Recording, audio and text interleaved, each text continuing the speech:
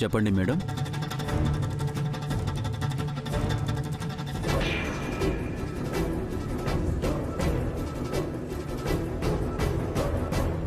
నాకు అచ్చం ఇలాంటిదే ఒక డూప్లికేట్ హారం తయారు చేసి ఇవ్వాలి. ఇది చాలా కాస్ట్లీ హారం మేడం.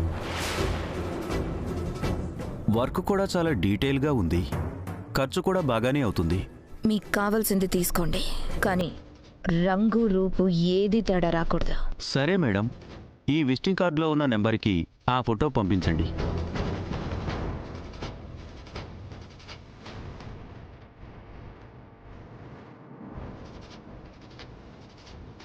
అవ్వగానే చెప్పండి. సరే మేడం.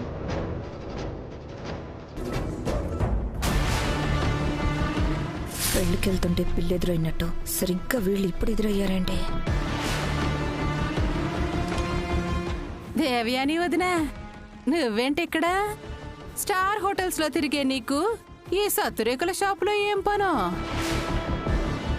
అన్ని పనులు చెప్పేవే ఉండవు అనసూయ. అది కాదు వదినా. మరీ అన్నిసార్లు వదినా వదినా అని పిలవు కనసయ్య. ఇంకా మనం వియ్యంకులం కాలేదు కదా. అప్పటి వరకు దేవయాని అని పిలువు చాలు. సరే దేవయాని, ఇంతకీ ఏంటి విషయం? చెప్పాను గానసయ్య, అన్నీ చెప్పే పనులే ఉండవు. అయినా కొన్ని ఎవరికి పడితే వాళ్ళకి చెప్పకూడదు. ఉంటాను.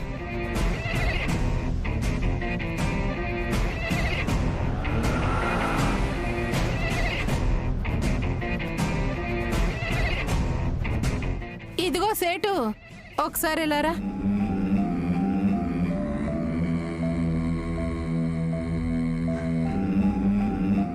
ఇప్పుడు వచ్చిందే వంపులన్నీ నా ఒంట్లోనే ఉన్నాయి అన్నట్టు ఊపుకుంటూ. ఆవిడ ఏం పని మీద వచ్చిందో? మీకు ఏమైనా కావాలంటే చెప్పండి, అంతేకాని వేరే వాళ్ళు ఎందుకు వచ్చారో నన్ను అడగండి. అన్నీ చెప్పలేం. సరిపోయింది. అవునే, అంత చెప్పకూడదేముంటుంది? ఈ దేవయాని అసలే దేవాంతకురాలు. ఎవ్వరికీ చెప్పకుండా ఏదో వెలగబెడుతోంది. అరిటాకులో పప్పు గుప్పు మనదా, అరచేతిలో నిప్పు బయటపడదా అన్నట్టు ఈ దేవయాని ఏం వెలగబడుతుందో ఏదో రోజు బయటపడుతుందిలే. పద వెళ్దాం.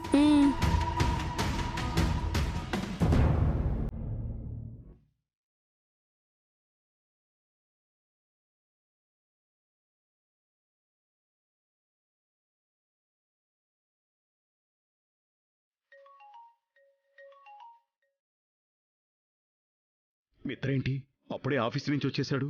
ఇప్పుడు లక్ష్మి ఏదంటే ఏం చెప్పాలి?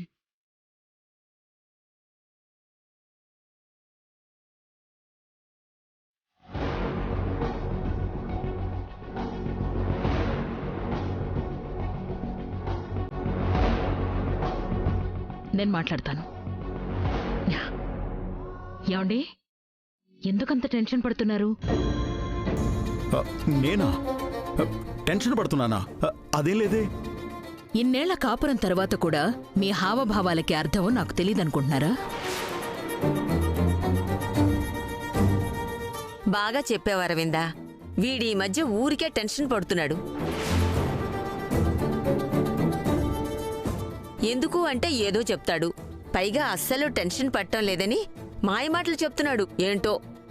అబ్బా, టెన్షన్ పడుతున్నావు అని చెప్తూ మీరు నాకు టెన్షన్ పెడుతున్నారు.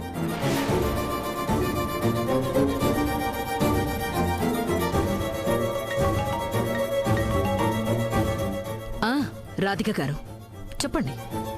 ఏంటి డాడ్, టెన్షన్ పడుతున్నారా? వీళ్ళేదో పని పాట లేకుండా నన్ను అనుమానిస్తున్నారు. నువ్వు కూడా ఏంటి మిత్ర?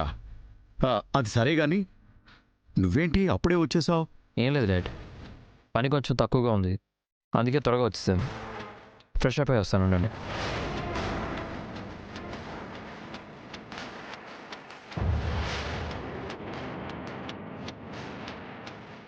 డాడ్, లక్ష్మి ఎక్కడికి వెళ్ళింది?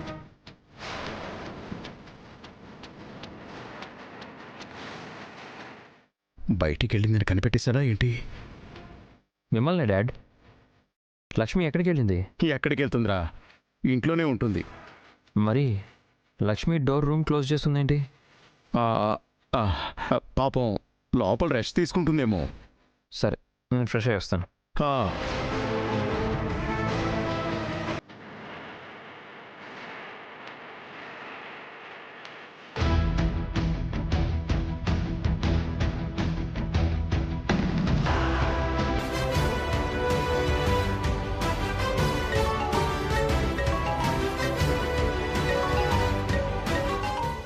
ఎక్స్క్యూజ్ మీ మేడం, ఇంటి దగ్గర నుంచి కాల్.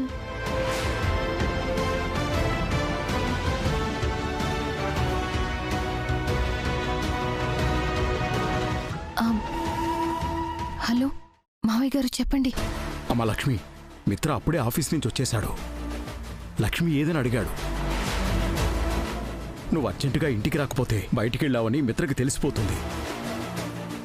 దాని తర్వాత ఎందుకు ఏమిటి అని ఆరా తీయడం మొదలు పెడతాడు. నువ్వెంత త్వరగా ఇంటికి రాగలిగితే అంత మంచిదమ్మా. నేను కూడా వద్దామని అనుకున్నాను మావయ్య గారు.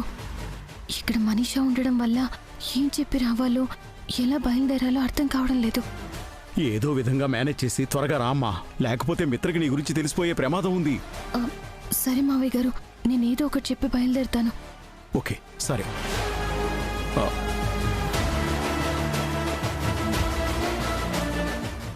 మేడం, నేను అర్జెంటుగా ఇంటికి వెళ్ళాలి.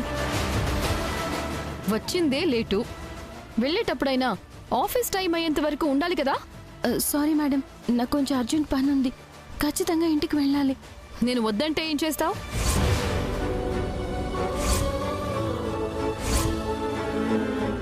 ఎదిరించి వెళ్ళిపోతావా? ఇలాంటి వేషాలన్నీ నా దగ్గర వేయకు. చూడు, బాస్ కాస్త పొగిడాడు కదా అని ఆఫీస్లో నీకిష్టం వచ్చినట్టు ఉండడానికి చూడకు. ఈ ఆఫీస్లో కొన్ని రూల్స్ అండ్ రెగ్యులేషన్స్ ఉన్నాయి. ఇక్కడ అందరూ ఎలాగో నువ్వు కూడా అలాగే. Did you understand? ఏంటి అలా చూస్తున్నావు? వెళ్ళి పని చూసుకో. సరే మేడం, నేను మిత్రా సార్కి ఫోన్ చేసి పర్మిషన్ తీసుకుంటాను. నేను వెళ్ళాలో, మీ మాట మీద ఆగిపోవాలో ఆయనే చెప్తారు. లక్కీ,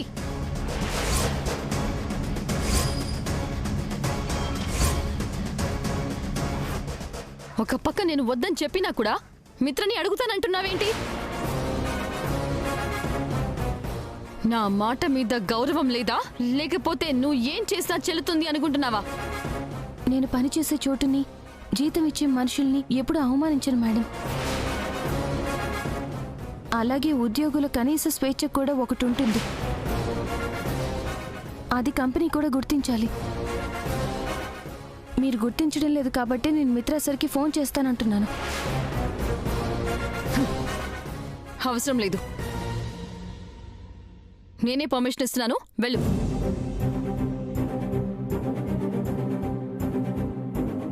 ఈ భాగ్యలక్ష్మికి రాను రాను కళ్ళు నెత్తికెక్కుతున్నాయి.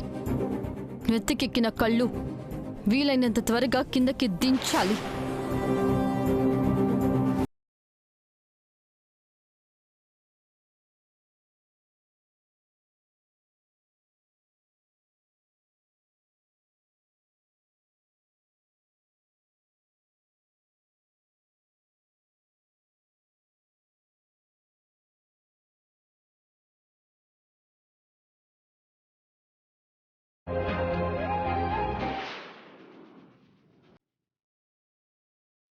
మిత్రేంటి లక్ష్మి రూమ్ వైపు వెళ్తున్నాడు?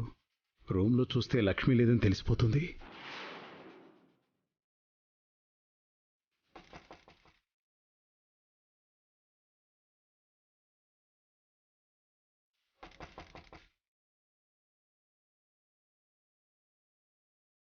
లక్ష్మి,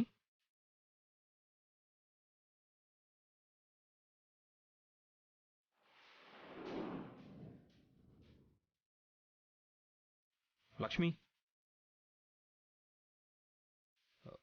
లక్ష్మి,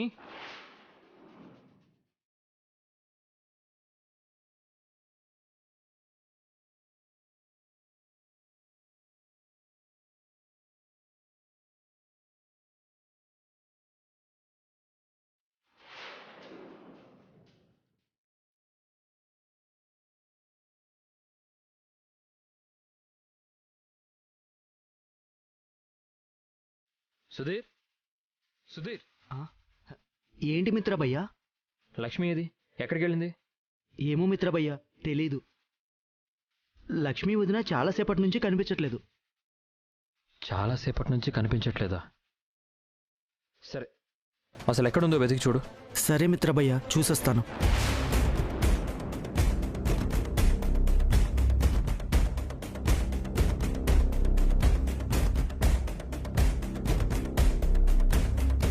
లక్ష్మి ఏంటి ఇంకా రావట్లేదు? త్వరగా వస్తే బాగుండు.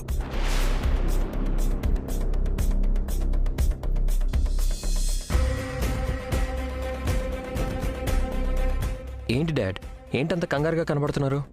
నథింగ్ మిత్ర. మిత్రభయ్య, లక్ష్మీ వదిన ఇంట్లో ఎక్కడా లేదు. ఇంట్లో ఎక్కడా లేకపోతే మరి ఎక్కడికి వెళ్ళినట్టు? ఏమో భయ్యా. సరే, నువ్వు వెళ్ళి పని చూసుకో. సరే. లక్ష్మీ మేడం గారు మళ్ళీ ఏ లక్షణమైన పని చేయడానికి వెళ్ళిందో?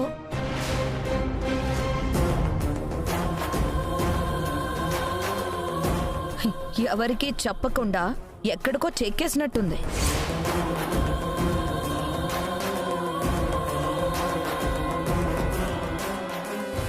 వరదొచ్చి ఊరు మునిగిపోతూ ఉంటే వయ్యారంగా మేడెక్కి ఒడియాలు వేసుకున్నట్టు అసలు లక్ష్మి తన గురించి తాను ఏమనుకుంటుంది? ఎవరు ఏం చెప్పినా వినదు. తనకిష్టం వచ్చినట్టు చేసుకుంటూ పోతుంది. తనకిష్టం వచ్చినట్టు తిరిగేస్తుంది. కనీసం వెళ్లే ముందు ఎవరికైనా చెప్పి వెళ్లాలని ఇంగిత జ్ఞానం ఉందా? ఇప్పుడు ఏమైంది పిన్ని? ఏదన్నా పని మీద బయటికి వెళ్ళిందేమో. ఏమైందిలే అని సరిపెట్టుకునే సహనం నీకుందేమో మిత్ర, మాకు లేదు.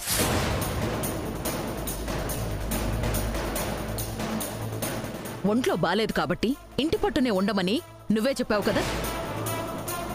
అయినా ఇంటి పట్టున ఉండకుండా ఏం ఉద్ధరించడానికి బయటికి వెళ్ళింది? అరవిందా, ఇంత చిన్న విషయం గురించి మళ్ళీ రాద్ధాంతం అంతా ఎందుకు? రాద్దంతం చేయడం కాదండి, పద్ధతి లేకుండా ప్రవర్తిస్తున్న లక్ష్మి పోకడ గురించి మాట్లాడుతున్నాను. 2 నిమిషాలు ఉండమ్మా, నేను లక్ష్మికి ఫోన్ చేస్తాను.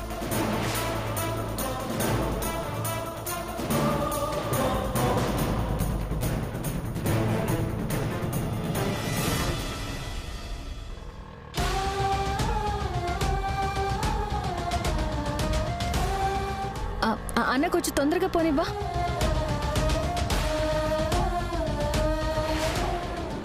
ఏమైంది? కాల్ లిఫ్ట్ చేయట్లేదు మా. ఇది వరుస. ఎక్కడికి వెళ్తుందో ఎవరికి చెప్పదు, కాల్స్ చేస్తే ఆన్సర్ చేయదు. తను ఎక్కడికి వెళ్ళిందో ఏం చేస్తుందో అని మనకు కంగారు. అసలు ఏంటక్క ఇదంతా? చూసారుగా, ఆవిడ గారు ఆవిడకిష్టం వచ్చినప్పుడు ఇష్టం వచ్చిన చోటికి వెళ్ళిపోతారు. దాని తర్వాత పోలీసులు, లాయర్లు వచ్చి లక్ష్మి ఎక్కడికి వెళ్ళింది, లక్ష్మిని మీరేం చేశారు, ఎంత టార్చర్ పెట్టారు అని పేరాలకి పేరాలు ఆరాలు తీస్తారు.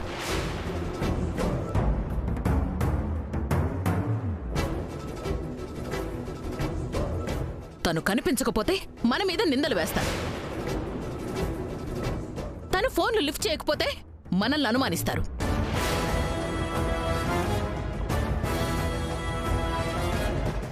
గంటలు గంటల తరబడి పోలీస్ జీపులు ఇంటి ముందు పార్క్ చేసి ఈ వీధిలో మన పరువు తీసి పారేస్తున్నారు. ఎంత చెప్పినా లక్ష్మికి బుద్ధి రాదు, తన పద్ధతి మార్చుకోదు. అది కాదు అరవిందా, తనకెంత అత్యవసరం ఉండి వెళ్ళిందో ఏమో.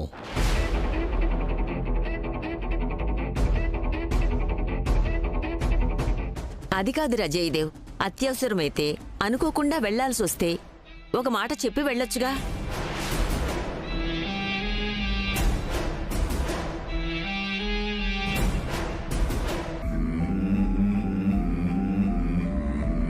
అరవింద అన్నట్టు పోలీసులు వచ్చి అడిగితే చెప్పడానికి మన దగ్గర ఒక సమాధానం ఉండాలిగా.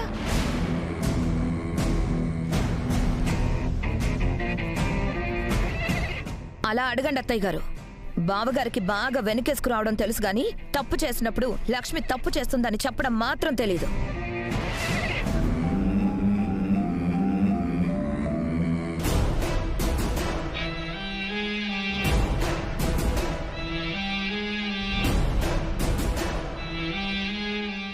అదిగో లక్ష్మి.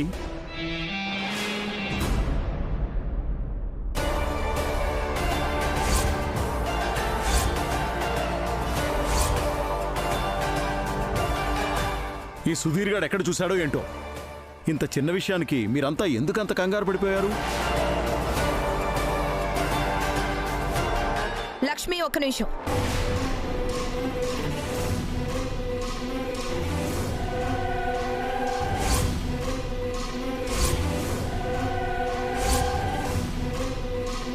ఏంటి చిన్నత్తయ్య గారు? ఇప్పటి వరకు ఎక్కడికి వెళ్ళావు?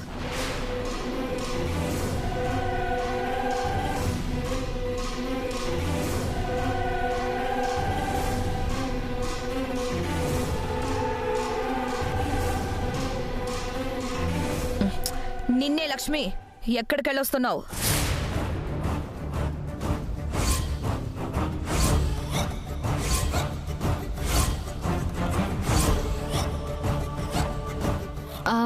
ఆరేసిన బట్టలు తీయడానికి వెళ్ళాను.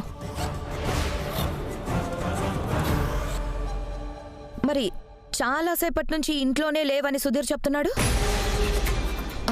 చాలాసేపటి నుంచి సుధీర్ నన్ను చూసుండడు, అందుకే మీతో అలా చెప్పుంటాడు.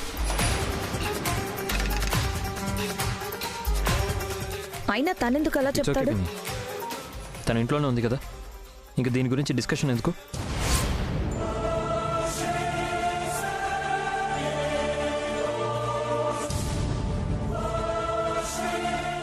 లక్ష్మి, నీ చేతికైన గాయం ఎలా ఉంది?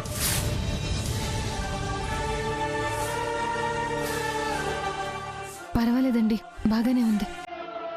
ఏది నీ చెయ్యి ఒకసారి చూపించు.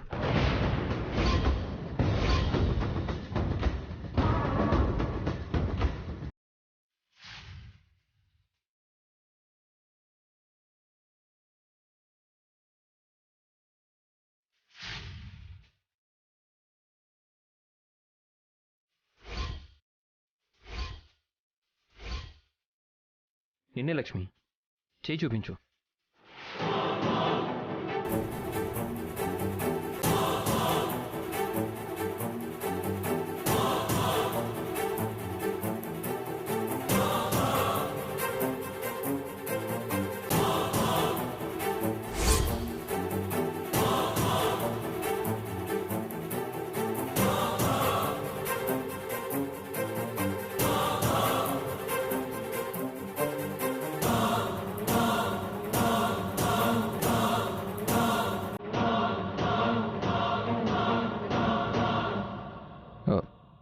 నొప్పి ఇంకా ఉందా? కొంచెం తగ్గిందండి. టాబ్లెట్ వేసుకున్నావా? వేసుకున్నాను.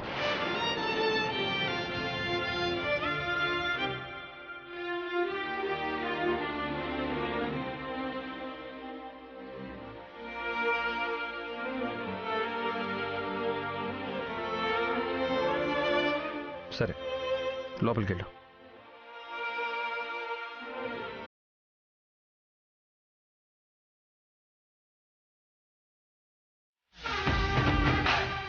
మిత్రేంటి లక్ష్మి మీద ఇంత ప్రేమ కురిపించేస్తున్నాడు? మనీషా ఇక్కడ లేదు కాబట్టి సరిపోయింది. లేకపోతే మిత్ర లక్ష్మి మీద కురిపిస్తున్న కేరింగ్ చూసి మనీషా మలేరియా వచ్చిన పేషెంట్లా విలవిల్లాడిపోయేది.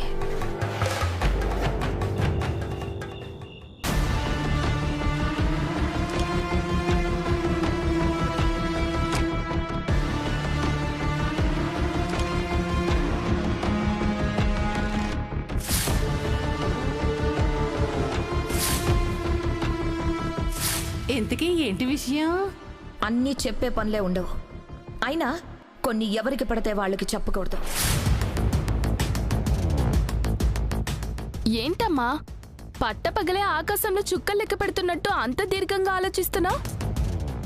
ఏం లేదే, ఎగిరే గాలిపటాన్ని అదుపులో పెట్టే దారం ఆధారం ఎలా కనిపెట్టాలా అని. గాలిపటం ఏంటి, దారం ఏంటి? కొంచెం అర్థమయ్యేటట్టు చెప్పమ్మా. ఆ దేవయాని ఒక గాలిపటం అయితే ఆవిడ్ని కంట్రోల్ చేసే ఏదో ఒక దారం ఉంది. దాన్ని పట్టుకుంటే దేవయాని జుట్టు మన చేతికొస్తుంది. అంటే ఎలా? ఏం లేదే, ఈరోజు ఆ గిల్ట్ నగల షాప్ దగ్గర దేవయానిని గమనించావా?